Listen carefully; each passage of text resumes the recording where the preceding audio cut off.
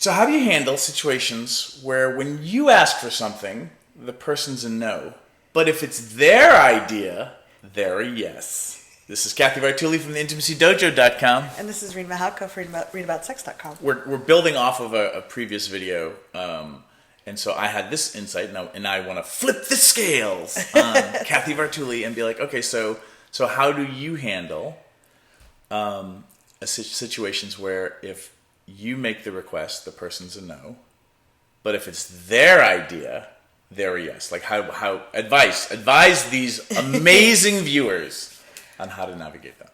Well, one, I might talk to that person about that and just make sure that it seems, we might notice a trend. I might write down a couple times that it's happened recently that we can just kind of to give them context.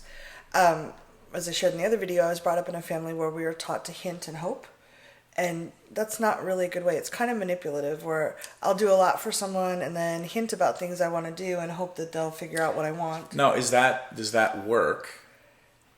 Because then it becomes their idea to take you to the movies because you hinted at it or subliminally planted the idea. It can work, and I've actually had a lot of I've tried a lot of different coaches and read a lot of books and gone to different relationship programs just to understand as much as I could. Mm-hmm. And there's a number of people out there that say that women need to do that in order to have a good relationship. That it's wrong to be direct about what you want, which I did that for 44 years, and it was not. Like, it just was difficult and challenging.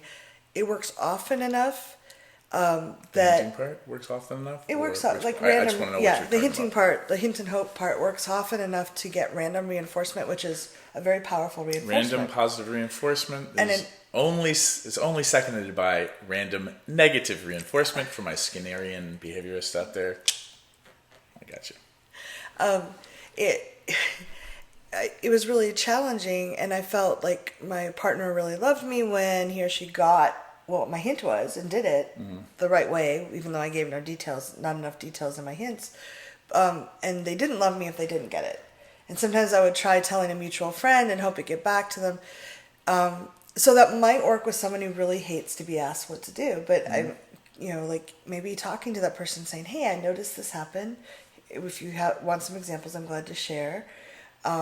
Could you give me your feedback on it? And is there a way I could talk to you in a way that wouldn't make you feel trapped? Well, in that situation, you would be creating a conscious hinting game, which I think there I would be okay with it because it's conscious. Well, yeah, because now it's role playing. Mm-hmm. So you're acknowledging that when I ask things for things directly, you get defensive or reactive. I know this about you. I still love you. I would like to get what I want when you're yes. Yep. What is a fun way? Can we make this a game? How do I make this a thing so that you feel seen and heard and loved and cherished? And how do I support you in us being able to ask for things directly? Which I get is an advanced adulting. Because there are people out there who are in relationships, I've coached them, who are like, oh my God, like I want to ask for things directly, but my partner, sometimes a man, sometimes a woman, sometimes a trans person, like they don't handle it well. Mm-hmm.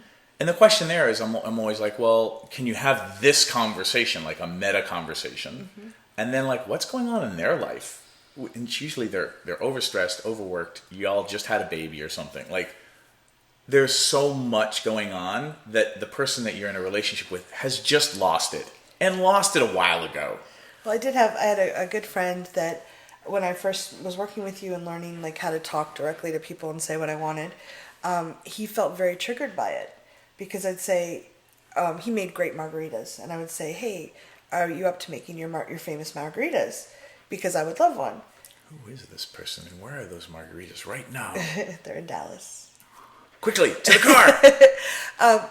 And he shared that his mother had always phrased things like a request, but it was really demand. So he felt trapped as soon as I was more direct versus like, it's a really hot day, kind of.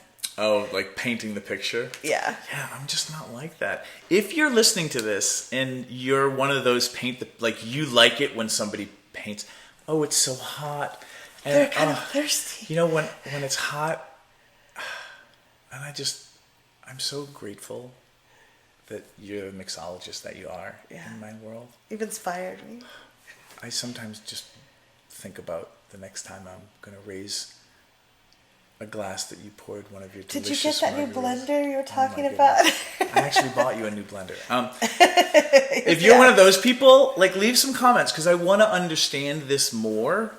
And my question to you, as we wrap up this video, is now that you've been asking for things directly for several years versus having grown up in your hinting world, are you getting more of what you want than you did when you hinted?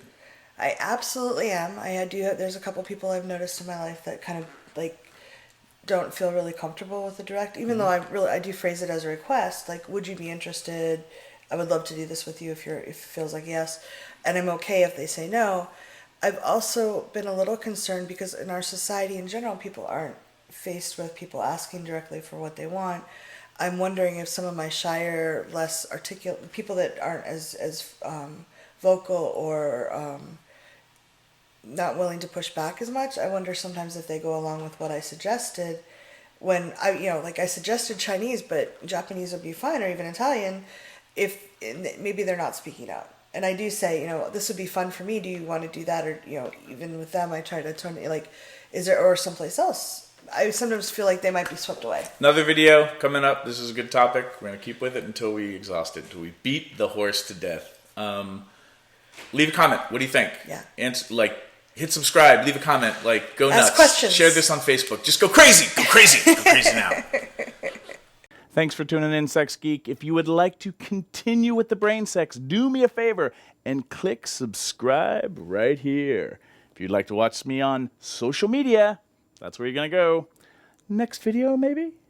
And if you really would like your own Sex Geek t-shirt, please click right here, right now. Boop.